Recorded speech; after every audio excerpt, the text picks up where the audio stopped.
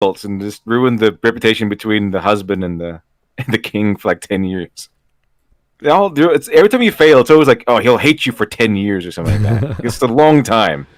Crusader Kings, what a crazy Civ game. I'll tell you my experiences after the stream. All right, let's get going then. All right, good afternoon, everyone. Thanks for coming in. This is Smudcast number 137. How SpongeBob radicalized a generation. This is from the YouTuber The Roundtable, whose most of his, if not all of his, videos are about cartoons. So he's pretty much, I guess, what do we call those guys on YouTube? That's all they do is they talk about one topic. They're an authority on the topic. They're on the subject.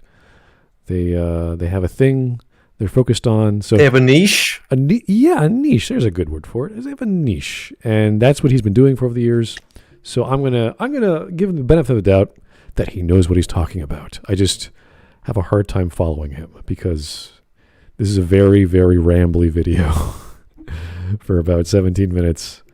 And I don't know if talking about cartoons is a good idea to then segue into politics. I still don't think it is. Unless who do you think he is? A renegade cut? We just have some sort of cartoon or whatever it is in the background while you rant about how Trump is evil or something? If it's satire, I'm fine with that. Even if it was about Trump, I don't care. But it's just not, it doesn't feel right. There's something off about his delivery. I'm like, okay, do you have a point, sir? Like, is there something you're following? Like, usually when you rant about something, it's about one topic and you go off on tangents to come back. This is just, roar. I'm like, oh, that's not a good example of commentary, at least for my opinion. So, I think we're ready to go. It's 70 minutes. You guys are good? Got your... Oh, yeah, good to go. Got your water? Okay, great. Let's do it. You'll never get a cent out of me! I'd rather that word come in here right now and eat you all alive! That's totally me in tax season. Welcome back to a special edition of Let's Talk with Tom, where today we're going to be analyzing a specific part of animation, and that is SpongeBob. More specifically, how did this beloved cartoon affect a generation? Because we live in a time... How did it radicalize us? In the Western world, where basically everything is political. Do you believe that people... Okay, what is going on here? It sounds Did as you if... say that everything's political in the Western world? Yep. I guess, but cartoons? Oh, here we go. We're going for a ride, aren't we? I don't know what's going on. How did we get so fast? We went straight into politics. Shit. Here we go again. Yeah, I don't know. Here we go again. Oh, dear. Here's a Vladimir Dragunov. Thank you, sir. Message coming in.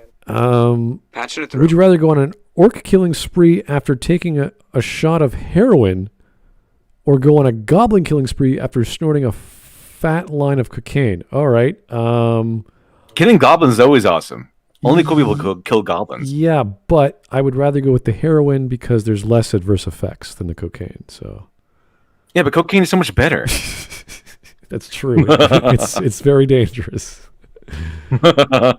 So maybe mix the heroin with the goblin killing. I'll be on board. How's that? mix the heroin with the cocaine. No, you went for a trip there. No, that will in fact kill you. No, don't do that.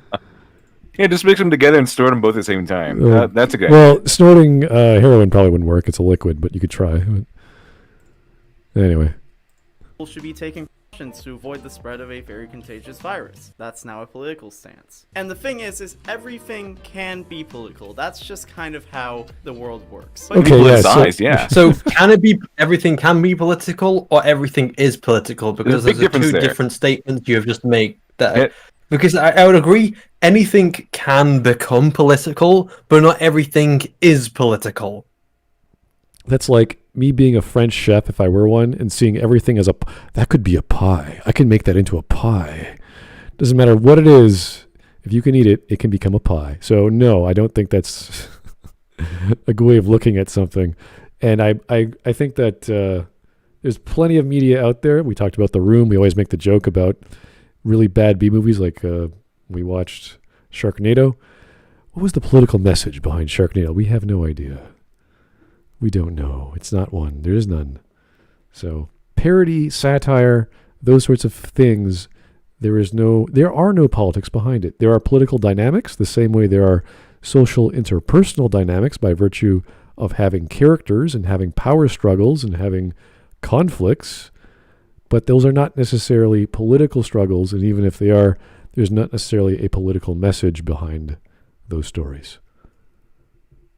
In the current climate of things, that's something that we are now hyper aware of. Because when you break it down, our political beliefs come from our worldviews, how we think the world is and how we believe it should be. Something that is intrinsically it's kind of like that, yeah. And something little that bit. Everybody but not everything's political. Because our political beliefs are a reflection of our values and our So are my socioeconomic beliefs, which have nothing to do with politics. Or your political beliefs are a reflection of your values. They are not your values; they're a reflection of them. So you can have your set of values. You can definitely have your set of values, but that doesn't mean it's going to be everything's going to be political because you value something. Yeah, it's not political. It's like making the distinction between religion and politics. Those are completely separate, but they can cross over ethically if you want to talk about what the church teaches you and what you should do in a society. So we have that secularism argument for a reason and why we have that.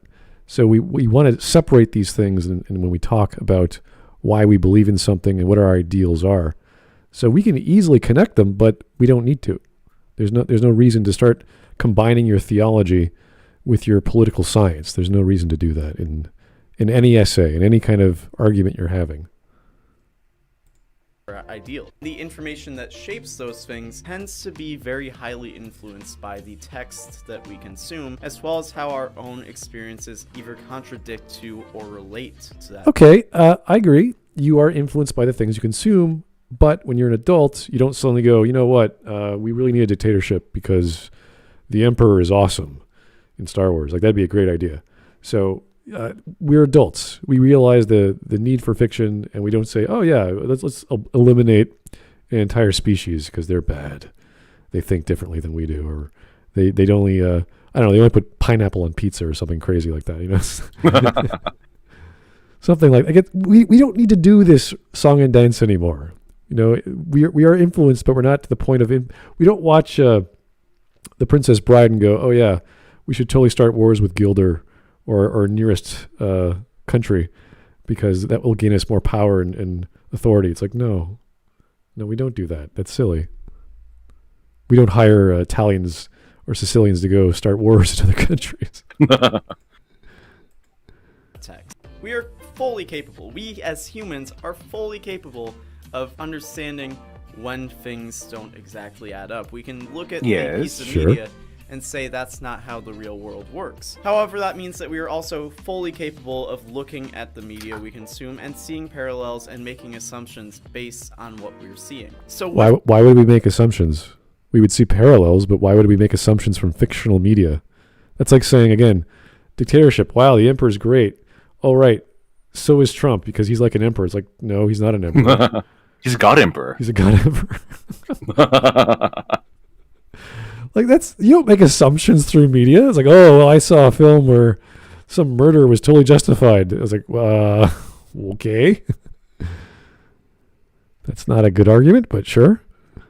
This knowledge, why are kids these days bumping the Communist Manifesto like it's a new Drake album, except the kids don't really listen to Drake anymore, because who is honestly listening to Drake in 2020? Oh God, millions of people? Oh my God. Who's honestly reading the Marxist Manifesto in 2020? Come on, just losers do that. Uneducated losers do that. Come on. He's still making music in 2020, so I don't know what you're talking about, sir. Same argument you can make with any other popular musician, regardless of. I understand why he would think that, because Drake is not as good as Kanye, because Kanye is a genius, and I was told that by the reliable source of Kanye, that Kanye has in fact confirmed that Kanye is a genius, and therefore Kanye is better than Drake. So Drake, it might be relatively unknown now because he's not Kanye West. Yeah, so I always say that Drake is kind of like the Torontonian version of Kanye, just not as crazy. And you know, he owns this and that. Like I can't remember what he owns in terms of restaurants. I know he opened up a restaurant that closed in Toronto. A bunch of other things. He's a multimillionaire for sure.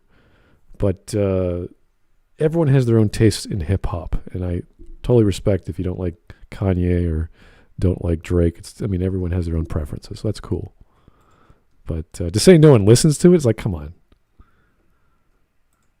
Where did it come from? Who is to blame? Is it the liberal colleges? Is it social media or socialist media? Is it TikTok? Is it just a political socialist cycle media repeating itself as it tends to do, reflecting the 20th century labor movement? I'm very curious how you can bring this around to SpongeBob. Now, I know what a lot of y'all are thinking. Homie, what are you doing? Are you really gonna sit here and tell me that SpongeBob is making kids socialist? And to that, I got a response with, is it really that far-fetched, though? Is it really? Yes.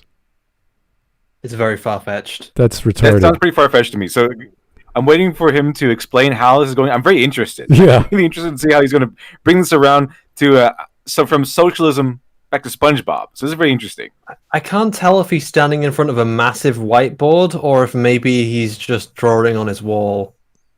Oh, good question. Yeah, I don't know. Didn't Movie Bob have something like where is a whole room was a green screen? Yeah. Oh yeah, he painted the wall green, including the door and the door handle and the light switch.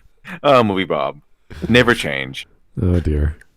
Not to mention, at that point, something like as small as a light switch is like really easy to like mask out. It's because it's just again so small. And then something like the door, you're not going to be recording in front of the door, so why does it need to be green? It could be easy, but remember, it's adding so much ambient occlusion that it makes it more difficult to green screen on. So why the fuck are you doing this, Movie Bob? It doesn't matter if it's easy, okay? It's Movie Bob. Effort is too much effort. He doesn't any use level the of effort is green too much screen. Or I was just sort of like tangential. I was laughing at Angry Joe, because when Angry Joe moved into his latest house, he thought it would be an amazing idea to paint an entire room green. Now, any of you out there, can any of you see the problem with painting the entire room green? Okay, I'm going to tell you, the light that reflects off these walls is also green, which means you're flooding yourself with green light on a green screen. And it's like the green wall, like there's like, I understand maybe painting one wall and it's even more funny because you eventually just get a curtain anyway for a green screen. But like the walls which aren't even going to be on camera, what's the point in painting them green?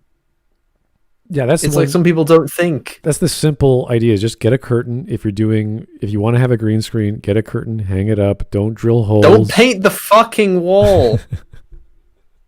Get some clothespins, get some tape. That's pretty easy stuff. Yeah. That far-fetched when we look at everything that SpongeBob did. SpongeBob was never afraid to push the limitations of what they can do in a kids show. They were kidnapping people. They were taking people out their homes and tying them up and putting them in a makeshift spaceship. Yeah, but it was goofy. Were they? There's, like the snakes weren't there. It was like we're gonna kill these people or something. It was just a big misunderstanding in that episode, and it was just mainly just goofy fun. That was it. Were they overthrowing the bourgeois and and controlling the means of production? Like what? No, during that particular episode, they thought they were going. So Sandy had made like a rocket or something, and they thought they were going to go to the moon. And when they made a mistake and they took off without Sandy, and what happened was that the rocket took off, went over the moon, and went back down to the Bikini Bottom. So that when they came out, they saw, oh, we're on the moon, and I said, okay, well the aliens are obviously hacking into our brains and just projecting our homes back onto the ground around us. So they thought everyone was an alien. So they started going off with their net guns and capturing everybody, like alien hunting. Let's go alien hunting, and they captured everybody in Bikini Bottom, and by accident. And then Sandy came back to Bikini Bottom because she went to the moon to go find them, and then she came back. It's like, wait a minute, hold on, this is just Bikini Bottom. And it's like, oh, well, that's a big misunderstanding. Oops, ha ha ha ha. Oh dear. And that was it. So no overthrowing the bourgeois or anything like that, or seizing the means of production. There were multiple references to suicide. There were multiple references. Suicide? What? Okay, yeah, those are adult themes, but that's nothing. Unheard of. Like, I'm sure kids are aware of the concept of suicide growing up. kids are aware of the idea of death, and I'm pretty sure the idea of committing death to yourself is not too far away. I think if this guy read an old-fashioned fairy tale, his brain would explode. Those are dark stories. At least with SpongeBob, it's always done in a goofy, comedic fashion. Old-time fairy tales, which were told to children. Slapstick. Yeah. Old-time fairy tales, not slapstick. It's pretty egregious what happens in those old fairy tales. Like, anyone remember the Cinderella stepmother dancing herself to death because they put like red hot iron shoes on her until she died. She danced until she died. Yeah, that was a fairy tale. That was Cinderella. They have these things in there, but they're funny because they're done ironic. There's a lot of irony there. Like this, they're taking this murderer guy, the something strangler or something like that, and they're putting goofy mustaches on him, and it turns out that it's funny because he wants to kill SpongeBob, but SpongeBob has so many friends and everything around Bikini Bottom that no one leaves him alone. So he gets so frustrated. He just can't kill SpongeBob. It's pretty funny. It's pretty funny. It's not like a dark and inappropriate for children, really. I mean, yeah, it includes this guy trying to murder SpongeBob, but it's done in a funny way, and nobody ends up dying. Like it's a cartoon. Like if it was not a cartoon, I guess I could see like a point there because cartoonish logic is cartoonish logic. Even if he did hurt SpongeBob in some way, it'd be fine because SpongeBob just like recover instantly. He's a cartoon. That's a good point. All the characters in a cartoon generally are indestructible, or they never get into scenarios where they will in fact die. Yeah, especially in the cartoon like SpongeBob. I know there's cartoons out there like anime or whatever it is, where you have where it's more definitive when they get hurt, they could lose limbs or whatever. But this is SpongeBob SquarePants. This is not an anime. It's not one of those cartoons where things are more terminal. Like when SpongeBob loses an arm, he'll just grow right back. There's a joke about that too. Like he keeps pulling off his own arms and just pops it right back out. You can take away all the sponge and he's still alive. He's just a brain and some eyes. Yeah, it's a brain and some eyes, yeah. To homicide. There were so many references to just general degeneracy. What is a Panty Raid? I was growing up seeing that episode of SpongeBob on the regular because they would play the same episodes a lot, and I was over here thinking that Panty Raids were just socially acceptable things that happened. Really? What part of Panty Raid made you think that was socially acceptable? I guess you were a kid. Really? No, come on. But even though... Like I was a kid watching that episode. I was like, okay, obviously Panty Raid isn't something you do. Yeah. They're going in like the dead of night, and like, okay, it's a Panty Raid. And what Mr. Krabs wants to do in that episode is like he wants to do something hot-blooded. He wants to do something that's with a lot of risk in it. So obviously, you put the clues together. Panty Raid isn't something that's socially acceptable, but they're doing it anyway because it's fun.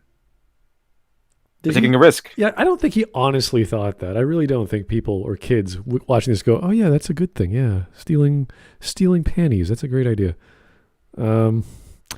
Yeah, I don't think that would work very well with your sisters, or if your mom found out. I mean, you learn very quickly, so no. Stealing anything from someone else's room is going to get you in trouble. I was over here thinking like, yo, maybe when I get to high school, college, maybe even later, I'm going to have friends and they're going to be like, yo, we going to do a Panty Raid. Are you retarded? Come on, you're not this stupid. How old was he at this point, thinking that when he goes to college or university that he's actually going to be breaking into someone's house? This is silly. Maybe if he... Message coming in. I don't know. Patching it through. Watch some of those more adult... what are they called? Those weird... They're basically B-movies like Revenge of the Nerds or Porky's or stuff like that where they have a lot of hijinks going on. And it's just a bunch of goofy college guys on fraternities, doing panty raids, running around naked or whatever, doing pranks. Like maybe that's a thing in American culture. It's certainly not that I'm aware of. Like there's maybe a hazing week in university here in Canada, but it's nothing as big as the college campuses in American universities. So there's no culture for that as far as I know. As weird as it gets, the worst we get is the engineering groups who do sound bombs and soap bombs and all sorts of other weird pyrotechnics that are completely non-lethal. They just make a lot of noise or a lot of mess. And they just freak people out. But it's not dangerous. There's nothing. No one's getting hurt. No one's breaking the law. Oh, we got some super chats. Vladimir Dragunov, thank you again. How many times has Squidward literally blown up? Yeah, I have no idea. This is Quite a few times. Look at Wile E. Coyote. Look at Bugs Bunny. There's all kinds of people blowing up every episode, so nothing special. Dr. Crow, who has Diet EFAP here on YouTube? Smudboy Podcast. Okay, that's one way of describing the Smudcast. Yes, Diet EFAP. And I'd be like, oh yeah, of course, because that's just what we do. But now I know if someone comes up to me and they're like, hey, we're gonna go do a panty raid, I'm not just saying no, I'm calling the cops, because that is extremely illegal and messed up. And the only place I ever saw a panty raid being brought up and normalized was SpongeBob. So is Marxism really... And normalized? What? That's one of those words I really get annoyed with. People trying to describe things. Something is now normal or common. They're trying to normalize it. Panty raids. It's one of those words they're trying to take over. How often have panty raids occurred in SpongeBob universe? Once. This episode. That's not normalized. Let's say theoretically. As far as I know. Not even saying he's right, but theoretically, if he was right, how do you go from Panty Raid to Marxism? Like, there's a big gap here in thinking, oh, look, when you're a kid, oh, look, this thing here, oh, I guess that's normal. To Marxism is the best thing ever. I think that's great. Oh, it's amazing. That's because obviously every single episode of SpongeBob, they had the fucking Karl Marx. They had all the Marxists. They were just coming out here, just having a party. Bringing Marxism to Bikini Bottom. I try to remember the name of the place. All these people. What was it? Wearing. Oh no, brown shirts were the Nazis. I'm trying to remember what was the group of people where they came from. Well, I guess technically brown shirts were the foundation of socialism within the German culture, but until they became something more. But yeah, no, like how where are these elements in a children's cartoon of political nature? I don't know. I want to see where he goes with this. I want to see examples like episode 5, episode 103, episode 97. Like, okay, great. Let's look at those. Much of a stretch, and also people said the same thing about the Smurfs. People were like, message coming in. Smurfs are communist propaganda. So wait, what? The Smurfs? Well, people can say that. It doesn't mean it's true. Yeah, it was a whole thing. I don't know anyone that said Smurfs are communist propaganda. There's a whole thing going around that Smurfs were communist propaganda because all the Smurfs, they're all men, and we're supposed to all be men, and they're all like named after their jobs and everything. So they're kind of workers together. They got live in a community, and the Papa Smurf is wearing red, and the idea is that Smurf stands for Socialist Men Under Red Father. Oh wow! Whoa! What? Yeah. That was from a long time ago, too. Is it communist propaganda? Probably not. I don't think so. I'm pretty sure it isn't. But it's one of those like theories. It's kind of one of those. It's a film theory sort of thing. Like it could be because of the context you can put together and the evidence you can cobble together. But it's probably not. But it's fun to sing. It's fun to think about it, and fun to think about these things. Oh dear. I could see serfdom maybe under the Smurfs because of their hats or whatever, but I don't know. That's a stretch even to think about. Oh, man. Alex Halo, next he will think everything in anime is normal. Well, no, definitely not. I think every anime out there has some magical or fantastical element or even a technological, futuristic element. So message coming in. Patching it through. Yeah, even Bebop has science fiction out the wazoo. So yeah, every anime I can think of, aside from Monster. Actually, no, even Monster, which is pretty contemporary, has fantasy elements. So, I don't know. It's anime is obviously entertainment purposes, not political purposes. Later tiers, thank you. Panty Raid reminds me of Karl Marx. Roundtable, yeah, I don't know. I think he's just drawing multiple conclusions. He's not equating the two. Is SpongeBob really... So now we've established that maybe it's not outside the realm of possibility that SpongeBob... We haven't established anything, sir. You're just rambling.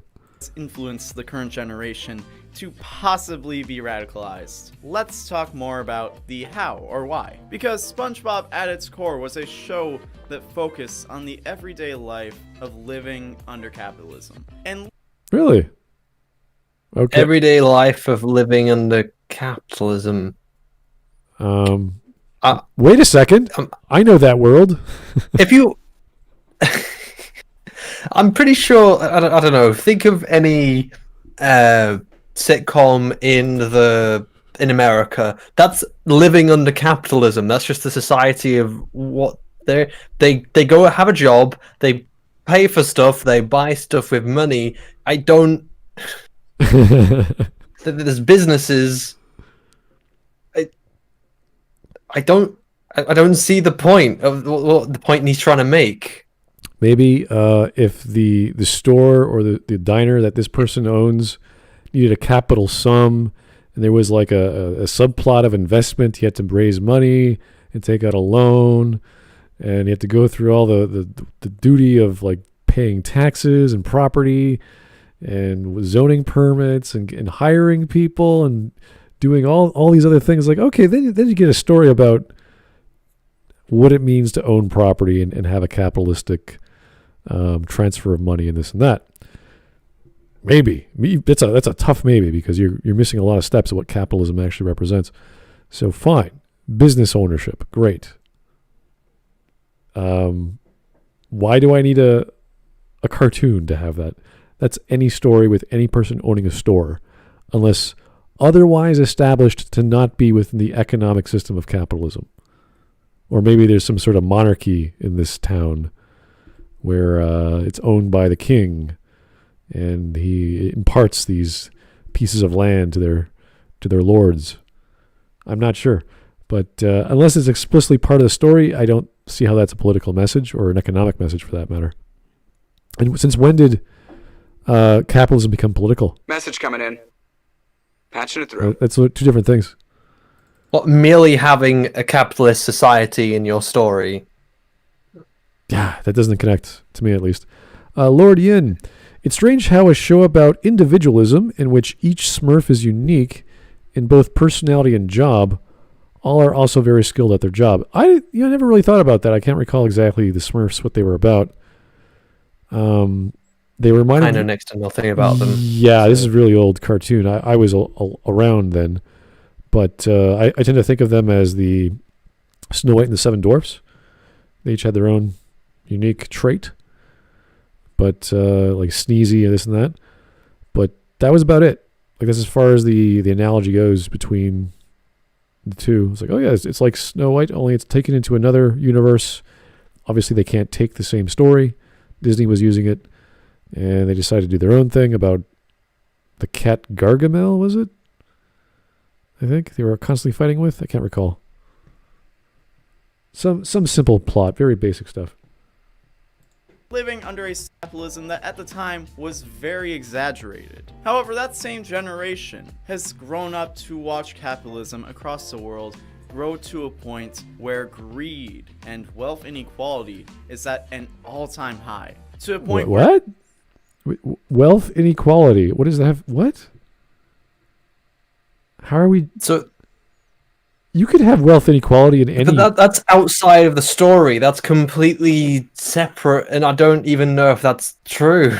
How do you take the stat? Like, okay, to achieve wealth inequality, you have to have thresholds. If you're a economic person, you go.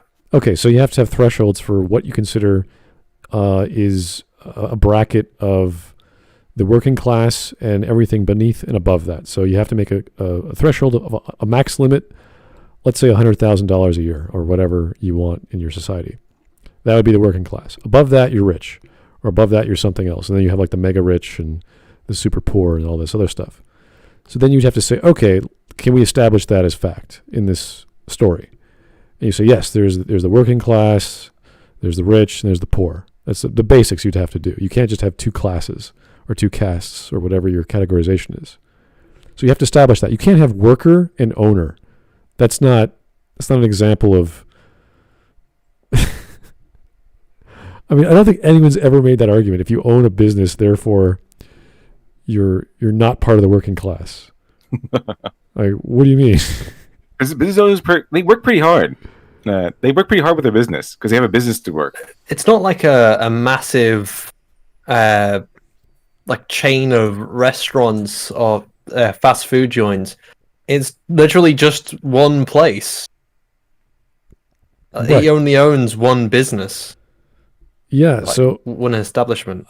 and you could say, well, obviously the owner makes more money. It's like, yeah, he also has the most risk to lose all that money and to lose everything he invested in buying the store and the brick and mortar place and the stuff. Yeah, it's a lot of risk. Yeah, that's A lot of risk. I don't care what economic system you're a part of. It's the same. You're still going to have to buy stuff called capital or raise capital in some fashion to get stuff, to fry burgers and have locks on your doors and glass in your windows and this and that. So, unless this dude is like swimming in like piles of gold or something, where's the wealth inequality? The exaggeration of capitalism in SpongeBob for comedic effect is no longer as exaggerated as it once was. And there's also just the fact of perspective from being a child watching this show and not even realizing how much of what we thought was exaggerated was just being played extremely straight, especially when it came to working in food service or just being working class in general. A lot of the things... Wait a second. This Squidward's personality. He hates everything. Yeah, I've met plenty of waiters and waitresses who love their jobs. What are you talking about? The problem is this year it's not as easy to appreciate. There's less people that know people in your restaurants. You have to do everything by orders or delivery. Some people don't like doing deliveries. Some people don't like packaging all their food up and waiting it and like that. If I was making fresh food or whatever, and you have to package it up, obviously you'd feel, as a chef, you'd feel less impressed by your own work. You wouldn't be as proud because it's you have to get it to that person and they finally open it, they finally eat it. That could take an hour, if not more. So I don't know. It's not the same as it was last year, of course, but there's plenty of people extremely proud to wake up in the morning and open up restaurant, and they're not part of the kitchen staff. They're part of the openings team. They're on the tables. They're the bus people. They're the waiters. They're the maitre d'. And they are super proud of, sometimes they're owners. You meet the owner at the front. So they are very, very aware of the problems of this year. And they are itching to go back to work. Who's that guy in Toronto, actually? What is it, Adamson Barbecue? He got sent bail. He got thrown in jail for the evening because he opened up. He has 3 stores in Toronto, I think. I've never gone to Adamson Barbecue before, but he opened up store and served people in his store, I think this week or last week even. And there's a big hoopla, at least on Canadian Twitter or Toronto Twitter. You saw it. So people are very proud and they're getting fed up. So no, there's nothing wrong with workers of a certain job. And he's an owner and he's a chef as well. So he's the owner, he's a chef, he welcomes people in, he does deliveries, and he's getting fed up. That's how proud he is. He's willing to go to jail just to open up shop. Yeah, there we go. That guy might be Canadian, but he's full-blooded American at this point. Yeah, he's pretty. Like there was a fund to cover all his legal expenses and this and that, and all this. Like, there's a lot of people who don't like the lockdowns and say, "Listen, if he wants to open it up, I'm not going there. Let him open up. I don't care. I'm not sick. He's not sick. He knows what he's doing." And there's everyone's like, "Well, we have this lockdown. We have the red zone. You can't come in. Christmas is canceled essentially this month. We're waiting for vaccines like everyone else in the next 2 months." So it's really a down Christmas month or season this year. And the music, I don't know, I can't stand a lot of the music on the radio.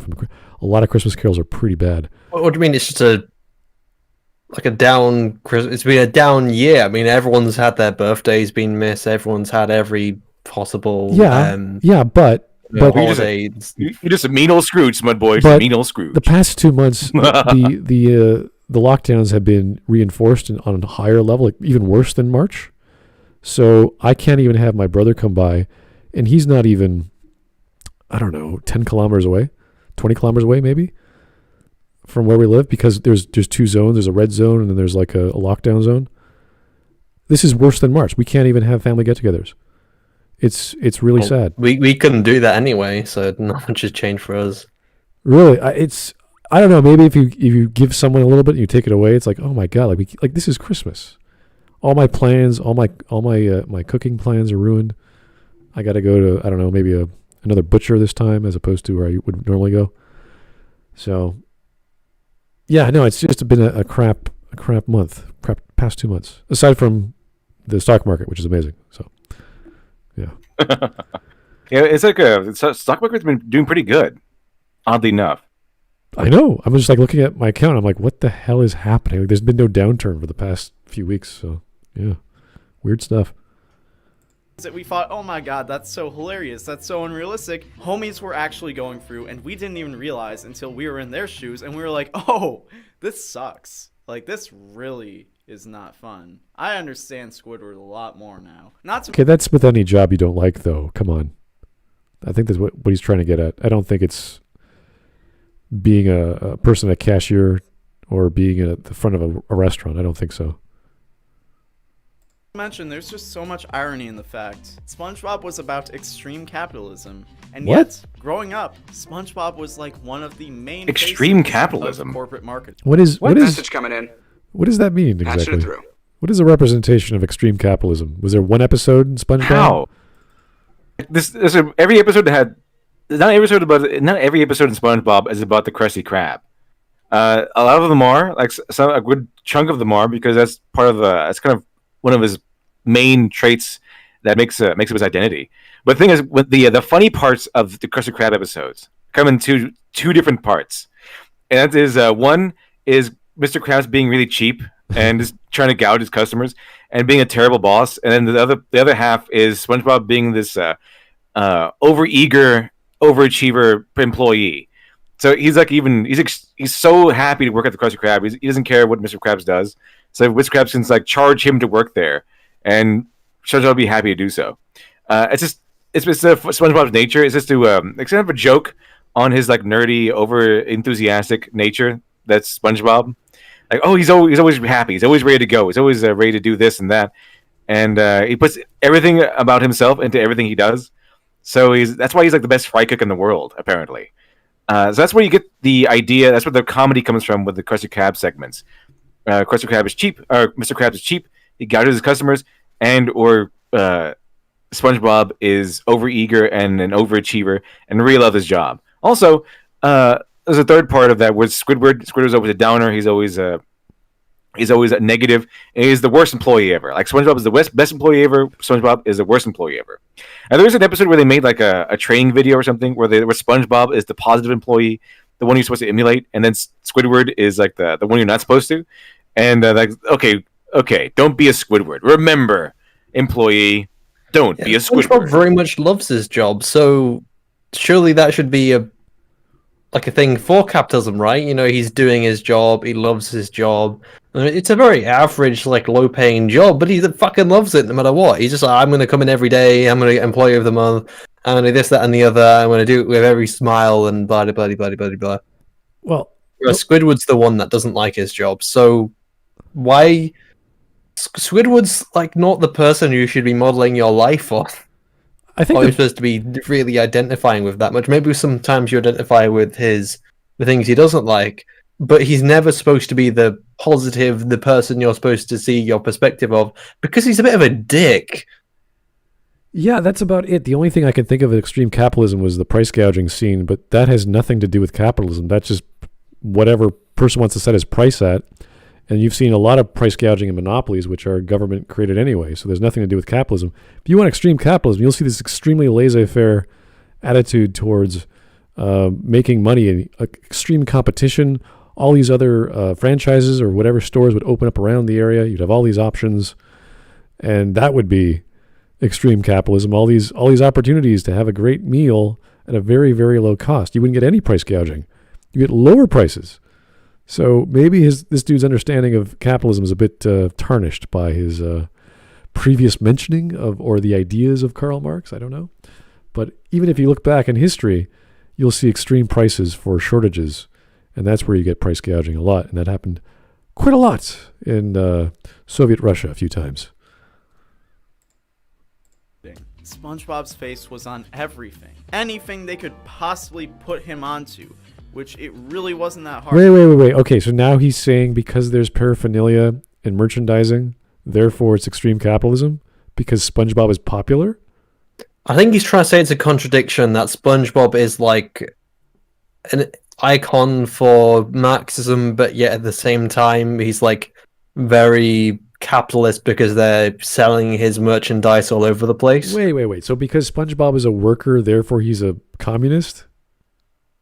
I don't know. I don't know how that works. I would take it the other way around, but he's just saying that, like, again, I would take SpongeBob as more capitalist because he's doing his job, he's getting paid for his job in a capitalist society. Oh my god. I don't know. I don't see him as some sort of weird comrade who goes in and has his time card and punches it in just to... Maybe because he enjoys working for free, like isn't really Oh yeah, he works for free. He doesn't work for money. He does work for money, but he would eagerly work for free. Like he's really interested. I guess that would be the sure whole thing. Brought in an episode, he doesn't actually get paid. He does get paid, but like there's episodes where Mr. Krabs like, okay, you take a pay cut, or you have to pay me to work there, or something. It's always a joke. It always fluctuates because it's a cartoon. But it's presumably he does get paid on the normal circumstance. However, he is so enthusiastic about his job that he will willingly not get paid because he just loves working there so much. So maybe that's what he's talking about. Like he's an icon for socialism, whatever it is, because he will willingly and happily work for free. Okay. Doesn't the show take the piss out of Squidward because he's not happy with his job? Yes, but he'll it's like, yeah, but you have to work for money. Like he's expecting to, not have to work for a living. This is interesting. Sweet Victory is now all about the corporate takeover in the music industry under the eyes of people like this, apparently. Wasn't Sweet Victory a song in SpongeBob? Yeah, where they went to the Super Bowl and they surprised Squidward by being awesome. Okay, so there's obviously some tie-ins. They don't just... It's not within its own universe. They actually throw in things from our own world in reality. Similar to the way how jokes from Family Guy and The Simpsons are. They reference a lot of real-life examples. So they'll have anachronistic stuff that should not exist within their lore. So songs, musicians, I assume. I don't know the actual storylines, but I'm assuming that's part of it. Like Super Bowls. Bro, I still wear a pair of pajama pants on the regular that has SpongeBob's face just plastered up and down from my waist to my ankles. Not just as a girl. Why do you wear that? And have that? He loves cartoons? We don't know. Fiction in reality. He is a symbol of consumerism. But stepping out of reality and stepping into the reality of Bikini Bomb of SpongeBob, let's think about the actual economics of the society. We don't know a whole lot about their government. We've seen a mayor appear in a few episodes. We know that... Maybe because it's not political. There's a great example. Maybe that they didn't, that they weren't thinking of any kind of political message. It's like, okay, we're not going to create a government.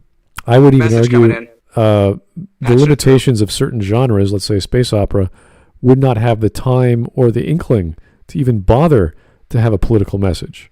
Because it's not the focus of the narrative. It's not about a tax trade blockade or whatever. You don't need that. You just have to have an excuse for conflict. And it happens to be, oh yeah, we got some problems on this area of space, and the government involved is like, we're not sure what to do. And that's it. It's just a setup for things to happen, for a plot line to continue, or to begin it, rather. So it's established as a setting, yes, but you don't have to go into detail because it's not about that detail. Alex Halo, the only problem we have here is big companies lobbying, bribing politicians to make laws to F over small businesses so that they can't go away with stuff. Yeah, this is one of the arguments we're having this year with big companies like Costco or Superstore or all these other bigger franchises. They're allowing those to be open, but they can't let small stores open because there's a risk of contamination when you're in a small area as opposed to a gigantic area like Costco, which is a huge one-room warehouse where everyone's bumping into each other, as they always have. It doesn't matter if it was 2020 or 10 years ago, it was still gigantic. People rushing to get deals and buying in bulk. So kind of strange, kind of sad. But all these restaurants, all these small corner stores, mom and pop shops have been closing down. And it's sad to see. Neptune, the sea. That's all pretty vague, but what we do know is the Krusty Krab seems to be an economic epicenter of the community. Mr. Krabs seems to be one of the wealthiest, one of the elites within Bikini Bottom. Yes, and do you know why? Because he never fucking spends his money. And apparently he's a good businessman. Yeah. He has like the crux of his business is that he has a really good Krabby Patty. People love it. So people buy it. People buy our patties. People will purchase their patties. And or what was it called? People order our patties. Yeah, poop. That was the whole thing. And yeah, he is an elite. He's one of the main successful businessmen in Bikini Bottom. And it's not because he's a socialist or like a big elitist person. Well, no, he's making it. He's saying that SpongeBob has an extreme idea of capitalism in order to radicalize people. It's not an extreme idea of capitalism. Like, he's not a corporate entity. Like, he's not a corporate guy. He runs a home business that happens to be successful.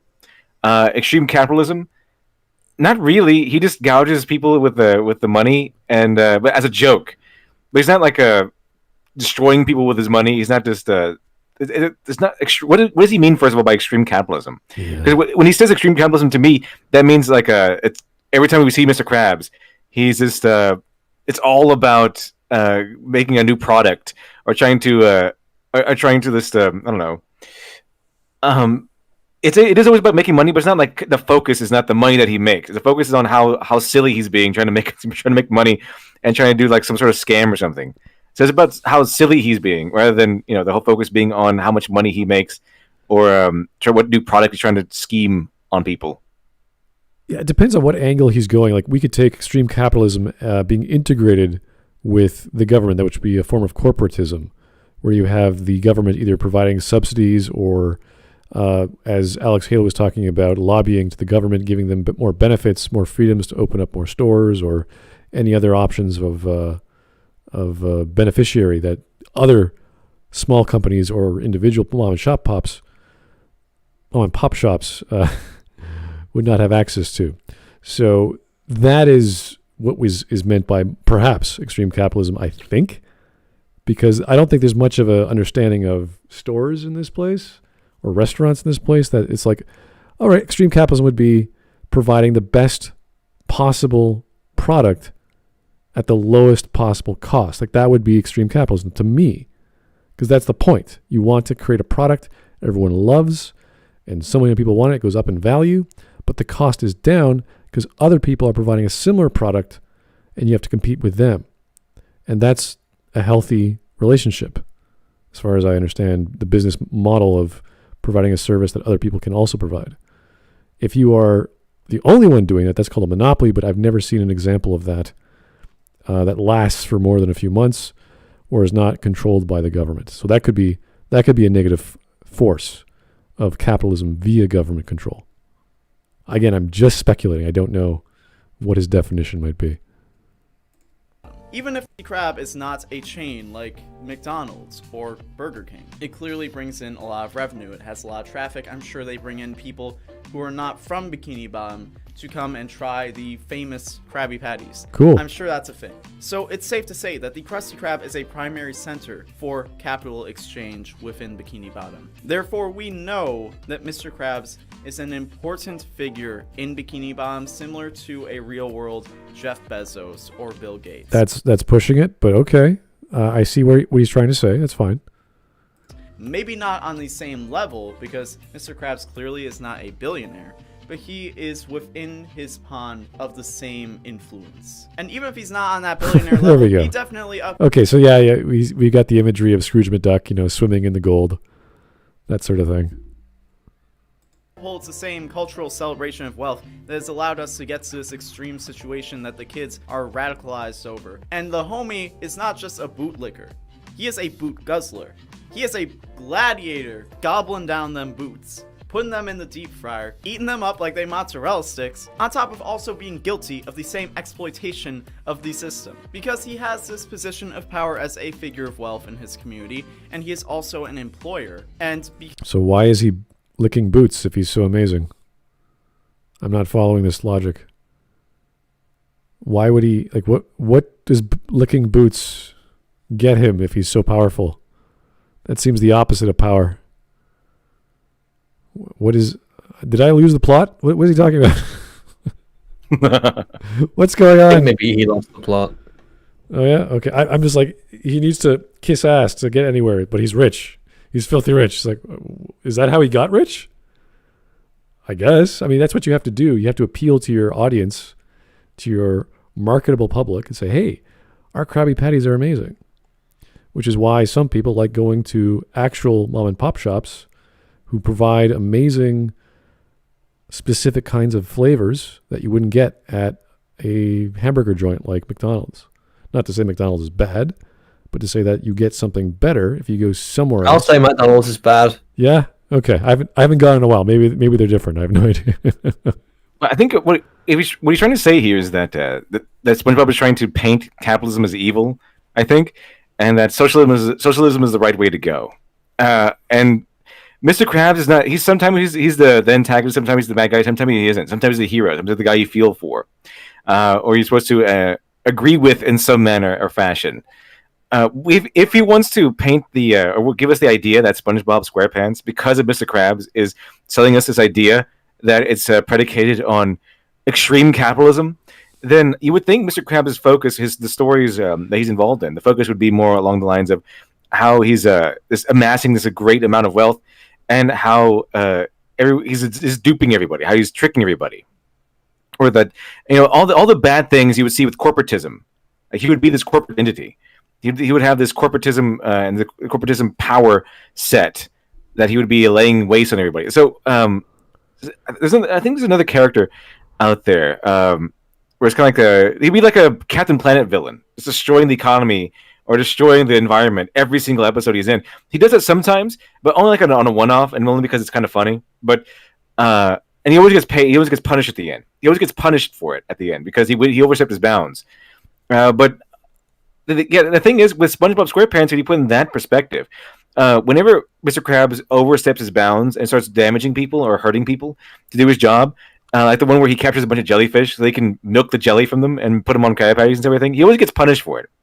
Another one where he pretends to be like a McDonald's and has like Krusty Krab the Clown or whatever, Krusty the Clown or whatever it is, whatever he called his clown. He always gets punished for it at the end. He gets beat up by the kids and everything. But when he's staying within the bounds of what is proper, where he's not, being too much of a scam artist, when he's just selling people hamburgers and everything, that's the usual stuff. He's just being really cheap. He's not usually he doesn't usually pay the price for that. Sometimes he's a good guy, especially when Plankton gets involved. So it's the show clearly shows us, at least from what I've seen, that whenever Mr. Krabs oversteps his bounds and goes into more of a corporatism sort of mindset, where he's destroying the environment or destroying entire populations, like jellyfish, for example, just so he can make an extra buck, that's when he gets punished. That's when he becomes the villain. But when he stays within the bounds of regular capitalism, he's the good guy, and that's it. So it's not when he goes extreme. Whenever you can, when Mr. Krabs goes to what you would maybe call extreme capitalism, the show usually punishes him for it. This sounds like a good lesson to those who actually want to open up a business. Like, don't do these things. It's like, oh, what a great lesson to would-be entrepreneurs. Don't treat your employees like this. Use good ingredients. Don't steal them. Don't scam people out of things. Have high-quality products. These are good lessons to learn. I don't see how that's anti-capitalist or socialist in any regard. Because he is overseeing his business, he is able to make decisions as far as his priorities and where they are as far as, the well-being of his employees or the working conditions of his employees. Which, let's take a moment to think about that for a second. What is it like to work at the Krusty Krab? Let's practice empathy for a moment and put ourselves in the shoes of SpongeBob and Squidward and imagine what their experiences must be like. First of all, the Krusty Krab is criminally understaffed. there are 2 people working the whole restaurant. It's not even 2 people per shift. It's 2 people on the payroll. It's only 2 people, bro. It is only 2 people running a whole restaurant, fulfilling all the responsibilities. We see it. But they've got specific roles, you know. Squidward mans the desk while SpongeBob is the one's making he's the cook, he's frying. That's totally normal. They just do it. They have specific jobs that they have to do. Yeah, someone in the front, someone in the kitchen. They're paid for. Exactly, that's how it works. I'm not seeing a problem here. And I think that's fine. I mean, obviously it's not very realistic. Even McDonald's has multiple staff in the back. But I think it's supposed to just be simplifying it down for... Because in cartoons and stories, it's much easier to just say, okay, this one does that one does that one, rather than adding loads of unnecessary characters. Yeah, I see nothing wrong with this. With lots of restaurants of this size, you usually only have one chef in the kitchen anyway. So for simplicity's sake, it's a cartoon. We get it. We don't need to see, you know, a bunch of sous chefs and, you know, them walking in to set up mise en place at like 6 a.m. or any other stuff like that. Someone waiting for deliveries at like 6:30. We don't need that. It's not the plot. It's not necessary. It's too much information. Kids don't need to know the workings of a restaurant business. And for this guy to say, well, it's criminally understaffed because there's only 2 people. It's like, that's not part of the story. It's not a problem. Plus, I think, what's his name doesn't get paid? So he's not on the payroll, as you guys said. He he likes doing it for fun, or he likes doing it because he wants to. He's a hard worker. SpongeBob not only behind fry cooking duties, this homie's also mopping the floors, he's cleaning the bathrooms. It's not just, oh, I do part of it, I do my share. Because yeah, that happens sometimes. You work somewhere, you gotta basically do everything, but it's not just you doing it. It's just him. He's the only one working these fryers. Because when Squidward goes back there, he's burning people's shakes. We know Squidward is not qualified to be working back there. Squidward is behind the counter, taking orders. He is the one dealing with these people. He is the one dealing with the general public. And you know what? Maybe that's why he's so grumpy. SpongeBob gets to hide. He don't gotta deal with these people, bro. He gets to just sit back there. I think it's pretty obvious that the reason why he's grumpy is just because he's a bit of a dick. Like, he's just a very grumpy and happy person. And he always gets his comeuppance for it because he brings his own misery. He makes himself miserable. Plus, if you're having a great time in a kitchen, good for you. I mean, you're an amazing chef if you're the only guy behind the counter doing all the work. So, and if he likes his job, more power to him. What more does a chef want out of life than making great food that people love? Fulfilling his responsibilities. Squidward is the one who has to go face to face and deal with the customers. So, if y'all have ever been in that situation where you gotta deal with customers, it's not fun. And why not? I mean, yeah, sometimes it's hard, but maybe you prefer that sort of environment. I mean, we're trying to compare. Do you want to work in a restaurant where, you know, some people start off as the busboy, like lots of chefs, and then they work around that. They get a better job. Maybe they're a waiter. Maybe they become a sous chef. Maybe they do deliveries. Maybe they do accounting. Well, I think he's just arguing that the reason why Squidward is so unhappy because he is working at the front desk. Sure, but that's fine. I mean, that's his own scenario. Maybe it's too stressful for him. Maybe he's not a people person. There's all sorts of reasons for that. But I think that's the comical aspect of this guy. He's always getting the short end of the stick. He doesn't like doing this kind of work. I think his head is he like super smart or something? What's going on with this guy? I have no idea. No, not really. No, he's just he's just a downer. That's all he is. Okay. He's like a failure at everything. That's where the humor comes from with Squidward. Okay, then that's fine. He brings his own misery. That's part of the humor. He makes himself miserable. He's a straight man in the whole scenario. Like in what was SpongeBob? Squidward plays a straight man.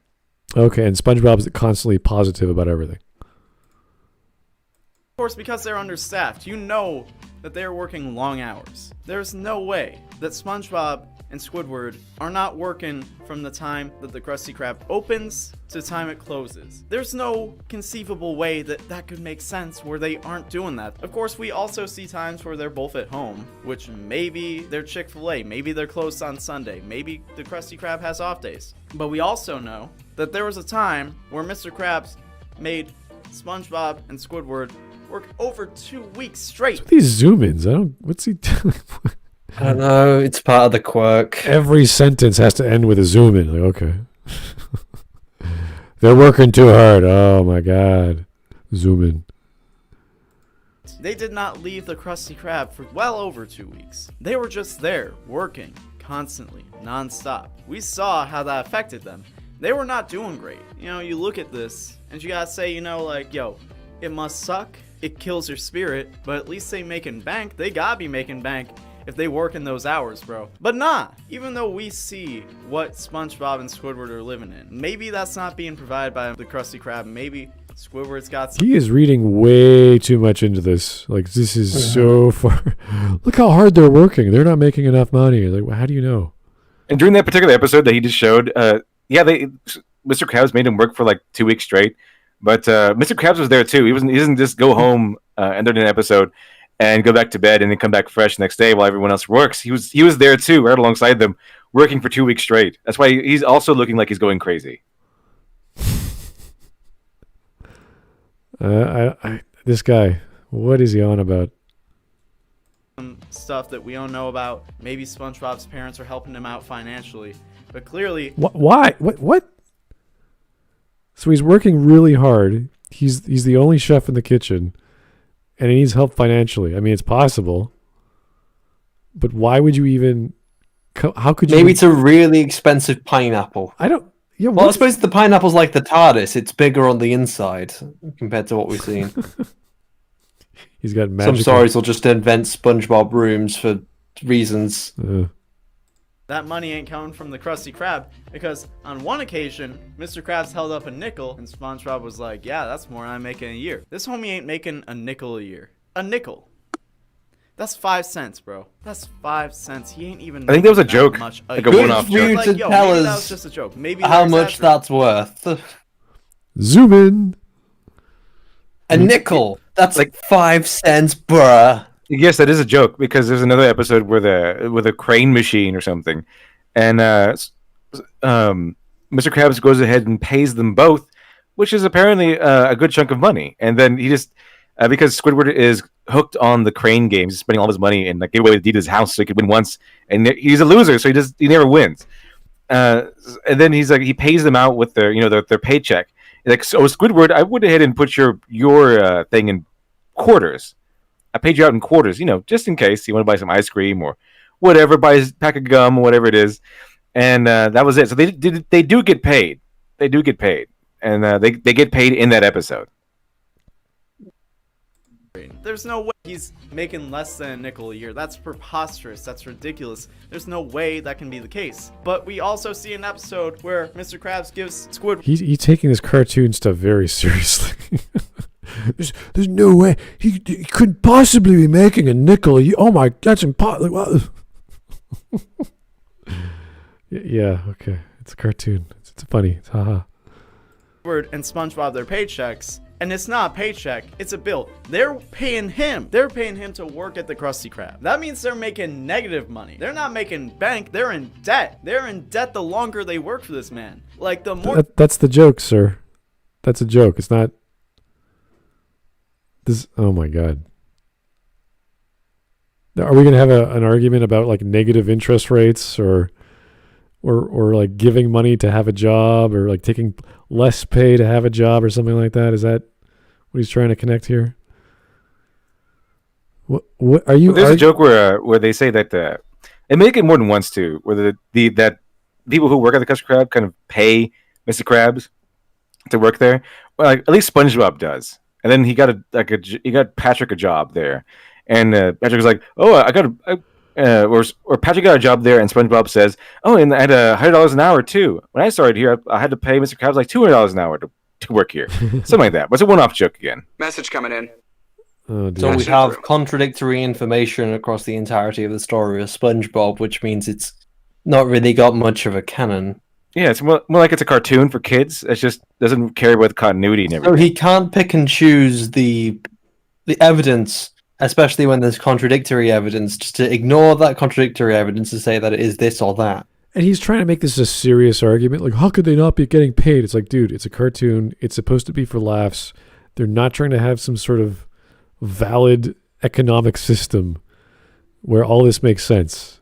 Okay? I think we've established that. If you watch one episode of this, I bet you could figure out the tone and the goofiness. It's like this should be completely hard science fiction. Everything should be explained. How do sponges exist underwater with talking mouths and eyeballs? Like, that does not make sense. Like, how hard do you want to go here, buddy? How far do you want to take this? He lives in a pineapple, for God's sakes. Cool, man. What did I stumble into? A fanboy who's lost his marbles, pretty much. I don't know why he's bothering, but this is what happens when you have no ideas, and you want to like make a video on YouTube. That's what we got here. Joe Crazy. Does he not understand how over-exaggeration is used in comedy? Apparently not. I mean, it's pretty standard Message stuff. coming in. Comedy can be reduced to the truth that's been exaggerated in a funny way, which doesn't make too much sense, but those comedians, they just know how to make you laugh. That's why they get paid the big bucks. The more you try and rationalize this, the more you try and say, like, maybe it's not that bad, the more you realize, oh, it's even worse. We're at a point... No. The more you realize it's a cartoon, and you're putting all this effort into trying to deduce the economic, social nature of this world, which does not have any boundaries, and people are just making it up as they go, because it's not about whatever the hell you're thinking about. Man, this is like really easy to explain. It's a cartoon. That's the answer. Really easy. This whole thing is silly. It's SpongeBob SquarePants. Like, just give us some definitive hard evidence that this is like SpongeBob SquarePants actually is pro-socialist, pro-communist propaganda, but I don't see it. Not yet, anyway. Yeah, like, you imagine making a video saying the economics of this cartoon are impossible for a family of an individual in a bachelor apartment to survive. And you're sitting there going, wait, what are we talking about? A sitcom? No, a cartoon. Like, oh, I'm going to leave now, and you can go on your merry way, sir. That's what I would do. Of exploitation, it's comparable to slavery. That is the type of employer that Mr. Krabs is. Sure. And not to mention, the Krusty Krab is not a safe place to work. Remember the April Fool's episode? Bro, the things that Squidward has done to SpongeBob. He mollywopped him and humiliated him. And it wasn't like, homie, like, you can't be doing that. You just got shamed. And it was mostly coming from the customers. They were mostly like, dog, that's not cool. And Squidward himself, homie has been disfigured on the job. And this homie got no workman's comp. He ain't got a check for that. He came in the next day and kept working. These are not labor conditions that are suitable to a just society. As we look at this and we're like, bro, this is crazy. This is insane. There's no way that you would ever be in a situation like this in real life, but like, you get to real life. You get to the point where... you just established this would never happen in real life, and now you're going to give us a real life example. That's fantastic. That just...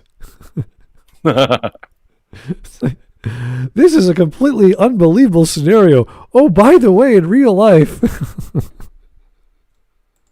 You're looking up and you start working in service and you realize, oh, this guy have a bad experience on the job one day? Is that what this is all about? It's a pretty good guess, yeah. What maybe. What is he talking about? He just came to the conclusion, yeah, this is totally would never happen. Oh yeah, but when I was in service oh my God, dude. Honestly, I literally had a nightmare last night about working my old deli job and dealing with customers. People come up, they're like, yo, can I get a pound of this sliced like that?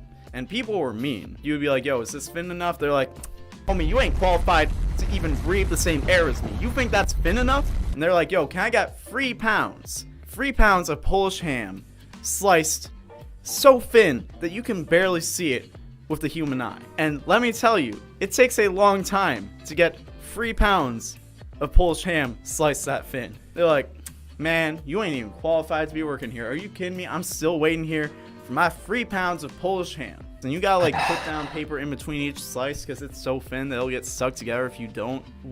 I don't fucking care. What does this got to do with SpongeBob? You are ranting on about what the I actually have a few family members that worked in a deli, so these are not uncommon things to get requested, but that just means he doesn't have very good people skills. It's like, sir, this is going to take a long time. Can you wait like 5-10 minutes? I'll do what I can for you. And it's even worse the way he's talking, like, homie. Oh my god, dude, bruh. Ugh, shut the fuck. I think the Hawaiian shirt. Yeah, I think the Hawaiian shirt is. Maybe you shouldn't take this stuff too seriously, sir. Maybe watch something more your speed. I don't know. Transformers might do it, but then you might want to get into the economics of the military industrial complex of how the Transformers or whatever the Decepticons can generate enough energon to generate weapon attacks or constitute guerrilla warfare tactics against the was it the Opticon? No. Transformers, Decepticons versus who? The Opticon. What are they called? Autobots. Autobots. Thank you, sir. Jeez, I'm old. How did you forget that? I was thinking of Optimus Prime and I kept thinking of his name. I was like, that's not right. It's been a while. Anyway. Joe Crazy. If it's one thing SpongeBob is known for, it's the deep themes of economics and workers' rights. I know, right? That's what I think of when I think of SpongeBob SquarePants. Oy. One time Hail, comrade. Yes, that's good. That'd be awesome. This communist SpongeBob would be perfect. They call each other comrade. It'll be awesome. Just give us a communist SpongeBob. I had a where we had run out of meat, so it was like we can't even cut meat for people anymore. Some dude comes up and he's like, "Yo, can I get?" You had a dream where you work in a deli and you run out of meat. Really? That's an amazing dream. I mean, what a horrible nightmare. I mean, if you own a deli, and those are two things: one, you can't afford to buy meat, or two, you've sold out on everything. You are rich. You have made an amazing sales for whatever period of time, and that's a good thing. So unless there's some like doomsday scenario where all the meat's gone or something, but no, that's a good thing. It's not a nightmare. And you say to the guy who's asking for meat, dude, look around. There's no meat in this building. I'm so sorry. Have yourself a great day. We'll talk to you later. That's a great dream. I don't know, for a worker, I don't know. I think it's a good thing.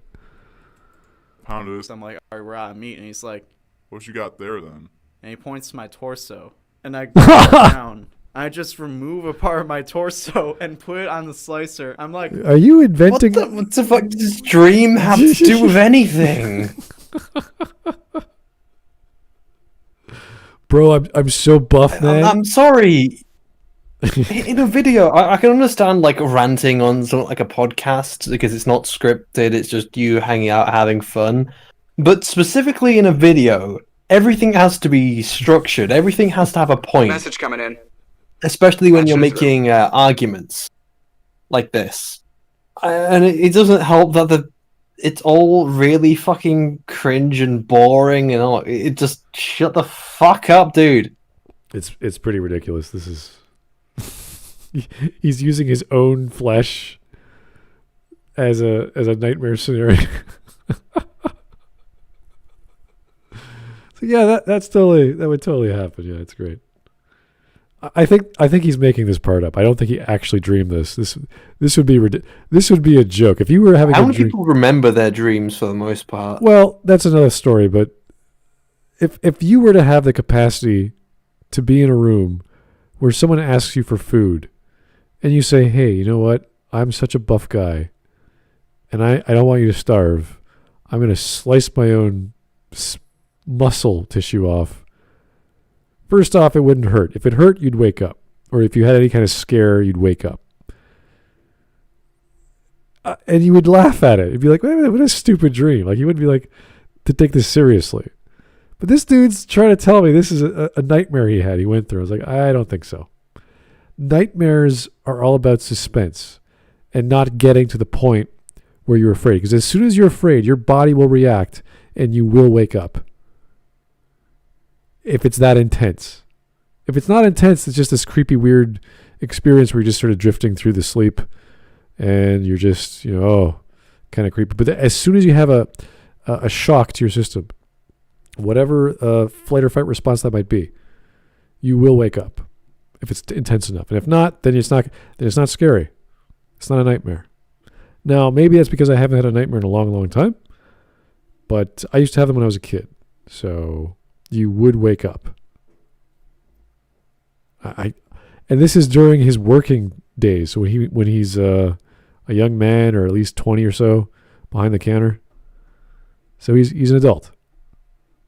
And I just can't believe him. This is a thing that happened to him in his adult years. Anyway, Mark in 3D reminds me of Home Alone's Proletarian Heroes. Fuck. I forgot about that. Oh, yeah? I forgot that they were proletarian heroes according to what's his face? Renegade Cut. Yeah. You got it. Gotta love Renegade Cuts, man. Oh my god. Everything's socialism to him. Whew. Crying as this is, and this dude's just over here like, Yeah, man. Slice that meat, bro. I wake up and I'm like, what am I doing with my life? That's why I imagine it's like working at the Krusty Krab. Alright, so basically... Why didn't you actually watch the show and see what it's like working at the Krusty Krab? Like, what? Doesn't this show focus around this restaurant a lot, apparently? Yeah. Jesus. Joe Crazy. This guy's theme song is probably the Goofy Goober song from the movie. The Goofy Goober song? I don't know it. Yeah. I don't remember that song. That's the thing. You don't remember the movie? I don't think so. I'm a Goofy Goober? Well, let me see if I can find it. Oh, there are lyrics. I'm a Goofy Goober. You're a Goofy Goober. Oh, there's two versions. That's because it's a song in universe, and the in universe one's that, yeah, I'm a goofy goober, yeah, you're a goofy goober, yeah, and then there's the rock one. I was actually thinking of the rock version. Oh boy. Well, we're more than half done, so this shouldn't take too long. What all of this is, it made Mr. Krabs a figure of resentment for an entire generation, really, because we saw he treated his employees this way, and then we An entire how did we go from a character represents something we resent to an entire generation resenting it? What? Where do we? Let me just rewind. Don't rewind. Oh, fuck's made sake. Mr. Krabs a figure of resentment for an entire generation, really, because we saw he treated his employees this way. And then we got to a point in our lives where we were in a similar position as these characters, and we started to resent the fact that we were being treated a certain way, and we were being worked to a certain extent, and we were in certain conditions that were very much not suitable and probably not following the labor laws of wherever we were at, because let me tell you, homie, there were definitely laws being broken as far as like practices and labor go where I was working. Stuff like breaks, homie, like those laws were not being followed. Even like health and safety standards, that was not being followed. And I don't think that was like abnormal. Like similar to realizing like, Well, it wouldn't be too far away from American restaurants. Boom. Well, it depends on your deli and your freezer units, really. I mean, how often do you throw out the meat that doesn't get sold? How old is it? That's it. So, smoked ham does have a shelf life. You got to watch out for that. I know he's comparing this to his personal experiences at working at a deli, but it's like any food, really. So, yeah, I mean, not every kitchen is 100% clean. I get it. like, yo, maybe Squidward had a reason to be as grumpy as he was. We realized, oh yeah, maybe Mr. Krabs being a bad boss wasn't that unrealistic. And hell, we can even go beyond just the working conditions of the Krusty Krab. Let's talk about the fact that Mr. Krabs, when he realized that he could sell more Krabby Patties by putting jellyfish jelly on them, he opened up a sweatshop. He was straight up milking. See, there it is. And doing all sorts of things to these jellyfish. He got punished for it at the end. He was being done in this horrific fashion. That's not a sweatshop. Well, it kind of is. But, when you have like children. I thought it's like when you have children doing your labor. It kind of is, but this like, is it's kind of a switch up. But in this instance, it's Krusty Krab. It's Mr. Krabs doing all the sweating because he's on the workout bike. It's a factory. That's how he powers the machine. Yeah, no children were harmed in the making of the sauce of whatever. So this is well beyond the steps of a sweatshop. This is like industrialization of making things. So no, this is not a sweatshop. It's more like factory farming to me. Yeah, I guess you could say it that. I don't know. Are these squids dying? Like whatever these jellyfish are doing? Like what are they? Do they get killed? Like they just get milked? I don't know. What's happening here? I guess they're just being horrifically milked. Horrifically with the roller. To show that he doesn't care about ethics. He cares. Well, I mean, they don't have any bones, do they? Also No. pressured SpongeBob into poisoning a health inspector, and when they fought, they killed the dude. SpongeBob was the one who had to bury the body. Okay, let's be real. Mr. Krabs, he was with him through it. He was watching him, but he was like, SpongeBob, you the one who's gotta bury him. You gotta carry him, and then you gotta be the one to stuff this body in the back of a cop car. I know I'm the one who's basically responsible for this whole situation, and I'm the reason that you're in this situation, but I'm gonna put all the responsibility on you. You're the one who's gonna make or break this situation for me, bro. You're the one who's burying the body. I can blame it all on you. And Mr. Krabs is constantly changing the business model, and SpongeBob and Squidward are just supposed to Just imagine that, even if they don't Imagine have Mr. Krabs talking like that. nor is that You're in this job with me, bro. description. Like, they have to deliver a pizza. When you sign up to work in a fast food place that does not do delivery, you're not expecting to deliver a pizza. Remember that time that they just were a hotel all of a sudden? If I came into work, when I was working in that deli, and they're like, we're a hotel now, I'd be like, I was gonna give y'all 2 weeks, but y'all gonna get 2 minutes. Or the time that he was like, oh, now we're printing newspapers. Okay, so he transformed his restaurant into a hotel. That's ridiculous, but okay. He offered deliveries. Fine. Yes, these are over-the-top things. That's the comedy. Oh my God, SpongeBob's in a completely bizarre scenario. What is he going to do? Oh, get into a bunch of hijinks where he's now a butler or a bellhop or whatever. It's like, okay, cool. That's the joke. Why didn't he talk about the economics of that? That's pretty over the top. Having a building on top of your restaurant or becoming a hotel. That's a huge capital sum for investing. You know, changing the foundation, laying down concrete or whatever the structure of it. Why did he go into engineering mechanics and other aspects of creating structures on top of other structures? That's complex. Oh, wait, he doesn't have that personal experience. He doesn't know what he's talking about. Joe Crazy. Message coming in. Patching it through. I was dying during that health inspector episode. Was it a funny episode? I don't know. It sounded like it was a joke. I don't know all these cartoons. Message coming in. Patching it through. Alex Halo. They thought it was a fake health guy and got free food. Oh. Interesting. Okay. They thought he was a fake was it food inspector guy. Right. Amazing title, Food Inspector Guy. Yeah, that's what they thought. They thought he was a food inspector. Or he was a guy. They thought it was a guy posing as a food inspector, and so they just kind of poisoned the patty to just play a joke on him.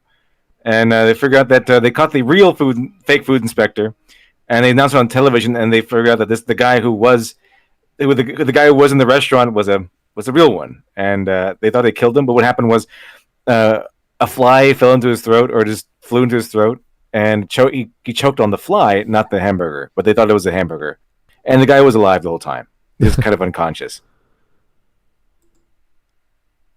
And also printing which is very illegal. And he also fired his workers for going on strike. I don't know if that's legal, but it's definitely not ethical. And the episode where they went I think on it's strike, legal to fire people going on strike. Yeah, unless they're part of. Well, actually, no. Unless there's. Well, it depends on the union and how that works with the I remember termination clause.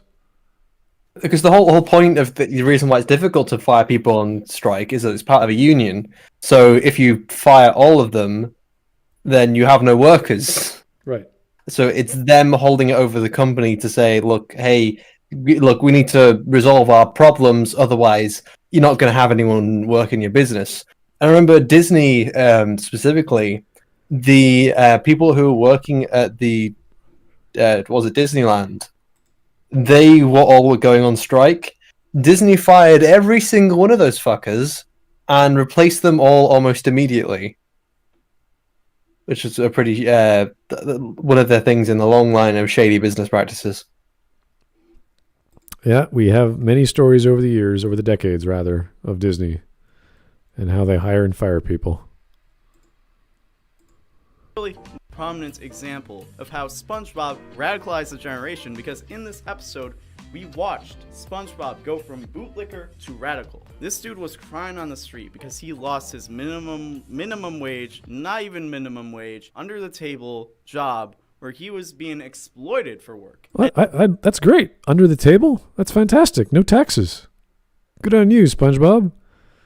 I mean, there's no record of employment. It's you got free money. It's fantastic. And by the end of things, he was in there tearing down the establishment with direct action. And the ultimate message of that episode was that skilled workers deserve to be compensated for their work. Because Mr. Krabs went and hired a bunch of teenagers, because like that's the whole like mindset. People is like, why should we pay minimum wage workers a living wage when minimum wage jobs are for teenagers? Okay, so he's bringing this back to a living wage argument. Is that the radicalization that SpongeBob has brought to kids because it's a cartoon? I guess so. Yes. Wow. When I start my first job at McDonald's, I want a living wage. It's like, what? You're 14. Like, what? Or what is legal age to work at McDonald's? 15 or 16? I don't even know. It's got to be around there. Oh my God. He's just all over the map in this video. Like, what are you talking about, sir? You're radicalizing kids so they grow up to get fast food jobs and demand living wages? I don't think so. Well, that's first job. That's when you're in high school. But they're over here saying, nah, this is skilled work. It requires people who know what they're doing. Even if there are teenagers working there, they gotta learn how to do this stuff from somebody who knows what they're doing. And if it was just a bunch of teenagers who don't know what they're doing, then they would ruin the business. And the employers would be begging the people who actually know what they're doing to come in and do the jobs the way that they're supposed to be done. That was the overall message of this episode. And yeah, but not the entire show.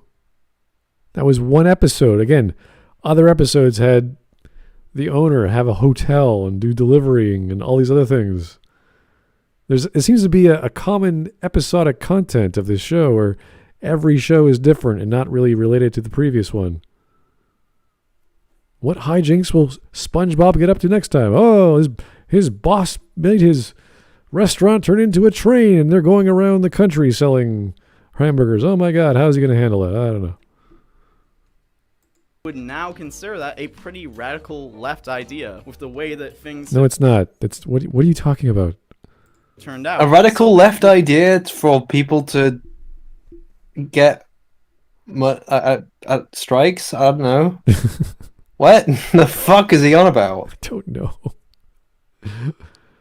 Oh, God. I think if any worker of any political orientation isn't happy with what's happening for their work, and everyone else doesn't like it, and they say, you know what, we're going to go on strike, that's not like a specific political sided issue, because it's people from all walks of life. It happens at least... It's not just leftists which, get their job treating them like shit. Everyone has their job treating them like shit sometimes. It can happen to anyone. This it's is all about leverage. Like that's what happens in capitalism. Like it's all about leverage, what you can bring to the table. That's why if you're as a worker, if you have like a degree, like a college degree, if you have a certain set of skills, you have more leverage to get the job that you want and be treated better. Like you get a higher pay, you do less work, you have fewer, you get more responsibilities, but you're treated more valuably. Like you're treated like more of a valuable employee as opposed to someone that's just like a McDonald's employee. You can just fire and then hire a new guy to take his place. It's unskilled labor. Pretty much. However, it's like this is a commonplace play for employees to Message coming force their employers to raise their taxes, raise their salary, raise their fee, and that is you go off and you ask other people who other potential employers, and they say, okay, we'll pay you more if you come over to us, and then you go back to your employer and say, okay, I found some other guys who are going to pay me more, okay, and you come back, I'll come back to you, and you can keep me if you match the price, or I'll just leave and go over there, and the employer will go, okay, we'll raise your salary, or we'll let you go. It's one of those methods. So it's all about what you can bring to the table and what you can't bring to the table, and what the employers actually need. This happens, I don't know if you guys are familiar with various organizations or unions within your city, but this happens almost every year at a university called York in Toronto here, where the teachers' assistants or the TA union strike every single year. And this is what ends up happening at York. A lot of students go off of campus, or they just don't have school for months sometimes, because they're in negotiations with whoever is in charge of the school. So this is a common occurrence, but there's specific reasons for it. And maybe if we had a discussion about what those reasons were and how this relates to a cartoon with, I don't know, workers' rights or vacation pay, I think maybe he might have talked about that a few times. Then it'd be like, okay, I can see where a cartoon is trying to address these real world issues and doing it in a fun and creative way. But he hasn't really done that. I don't think the cartoon has actually done that. I think there's just specific episodes which are kind of goofy and weird, and they'll talk about, not getting time off, or not getting break time, or working for 2 weeks or whatever, because it's funny. It's not meant to be an ethical lesson about, oh yeah, you shouldn't abuse people's time and this and that. It's like, no, it's just made for laughs. That SpongeBob's having a hard time, and see him freak out and his eyes bulge out and I don't know, break into like a million pieces because he's a cartoon. Show was teaching its values like that, then maybe it's not that far-fetched to say this show possibly radicalized some of this generation. What? Every show for about kids, if it's not completely goofy, has an ethical message with it. If it's not completely satirical, even Freakazoid, even Animaniacs back in the day, there was something behind it. I want to point out his conclusion. So the question of the video isn't, did SpongeBob radicalize a generation? No, it's explicitly saying that it did. And the conclusion to the video, because it's, we're less than 30 seconds from the end, that it's possible that SpongeBob could have done it, so you have no evidence. And this whole video has just been a random waste of time and a ramble, and you haven't even been able to follow up with an actual proper conclusion or any kind of explanation of how you've got to that conclusion. Yeah, think of a title like How Gargoyles Caused People to Commit Robbery. Because, I don't know, they watched a gargoyle fly in and then land on a one-story building where they broke in through the roof or whatever, steal some stuff, and there's a big influx of crime. They went in through the window. I don't know, something like that, right? And there's this specific city it happens, because that's when it was first broadcast. You're like, oh, okay, so it's showing kids how to paraglide into a store and steal stuff at the middle of the night, because the gargoyles only come out at night. It's like, oh wow, that's cause and effect. How this happened. So I was hoping okay, SpongeBob did this, and then a bunch of kids he interviewed are like, yeah, I fought for my 2 weeks notice or whatever when I quit McDonald's or something. It's like, oh, cool. Like that would at least be an example. It wouldn't be an entire generation, but at least you'd have something. This is him pontificating about, oh yeah, in this episode they built a hotel. They changed the business model. You're like, that's not radicalizing anything. That's just a crazy owner. What is he? I don't even think he's a lefty. I think he's just confused. It's possible. I think he's just rambling. And people are just eating the shit up when, like, if you look at the actual video and the like to dislike ratio in the comments, people just eat this up. It's a cartoon, my favorite cartoon. Oh my god, I love SpongeBob. Of course, he was teaching me how to fight it, how to take it to the man. Yeah, if that ever happened to me, I would form a union and I would do this. And okay, sure. I think you do that without the aid of a cartoon suggestion, but yeah. So in conclusion, is SpongeBob the reason that all these kids are bumping into Karl Marx? Well, in reality, these things never have a single cause. It's always multiple factors at play. But it's not unfair to say maybe SpongeBob is one of these factors. You know what? I'm gonna say you are 100% incorrect. How's that? And it has nothing to do with a kid's cartoon or the popularity of it and their interest in socialism. That's ridiculous. There has to be some kind of cause and effect for it to, have some kind of effect to push people to go towards Marxism. And there is no cause and effect here. You can look at, I don't know, batteries. Let's say the invention of batteries is causing fascism in the Middle East. And there is no cause and effect between batteries in the Middle East or batteries and fascism. So how do you come to this conclusion, or that the impact is so minimal that you can't even measure it? You need to have cause and effect for it to have.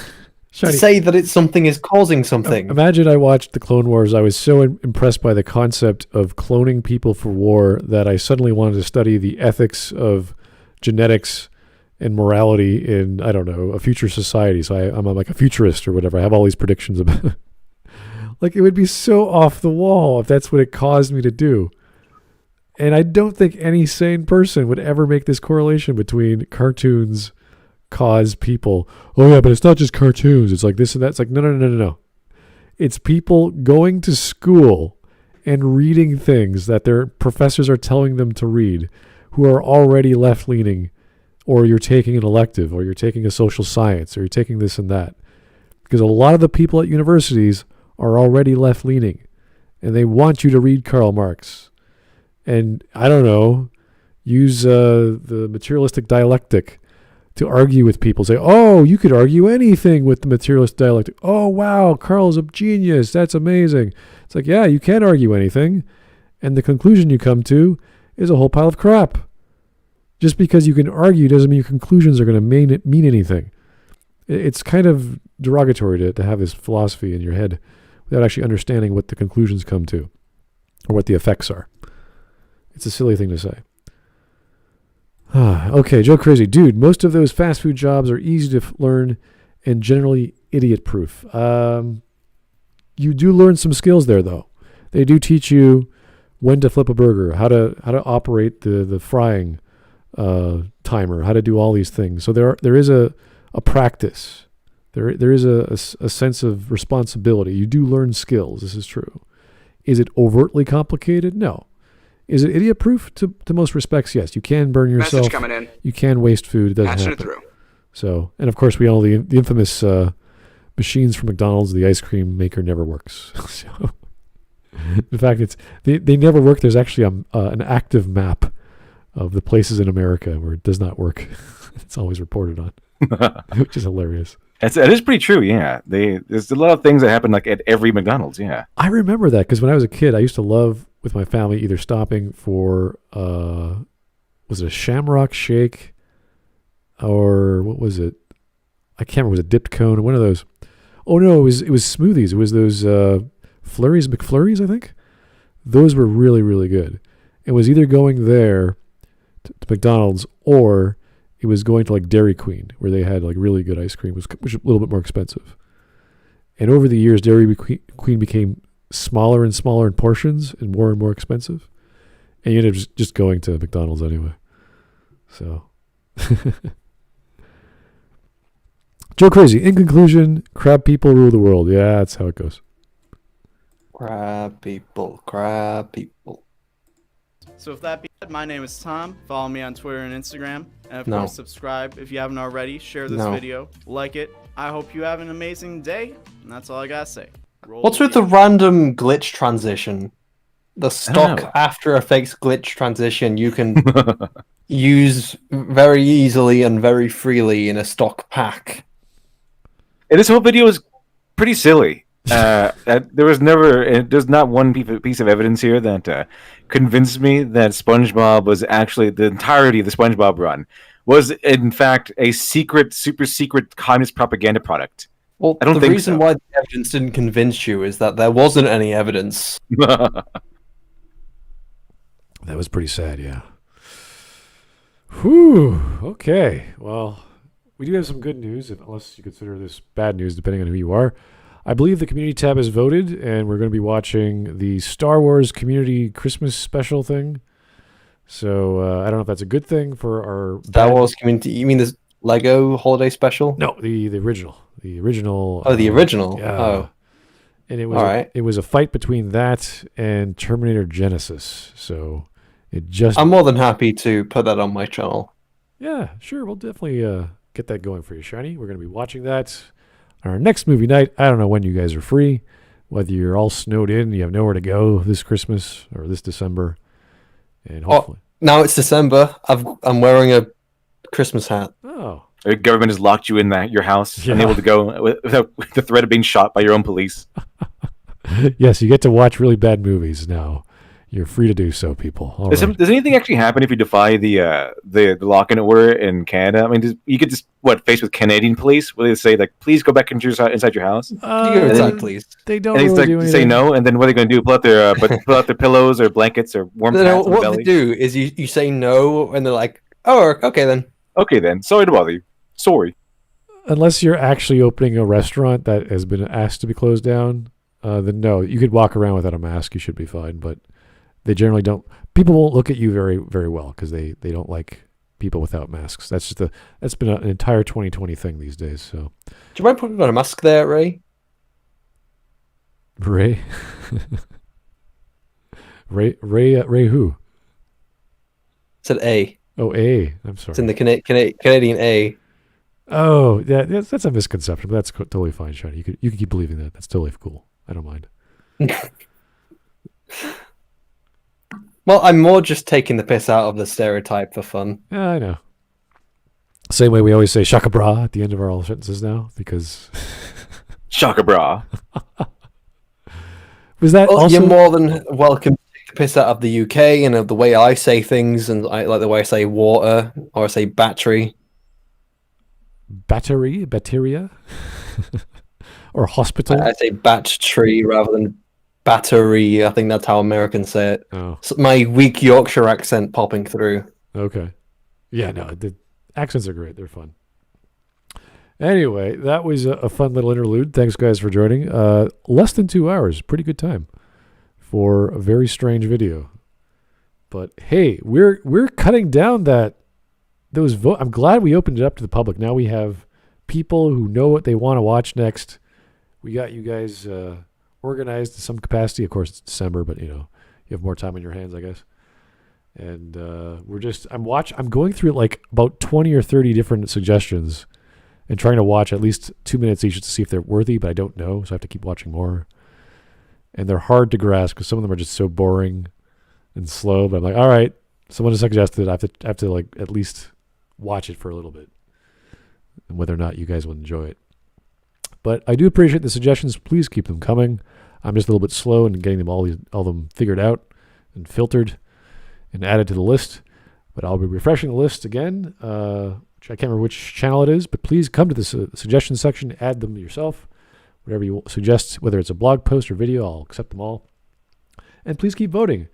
In the Smudcast voting option, there's 4 channels. You could select from there. They all get voted upon, and the highest one we go with. If there's a tie, we then argue which one we should cover. And that's that. It's very simple.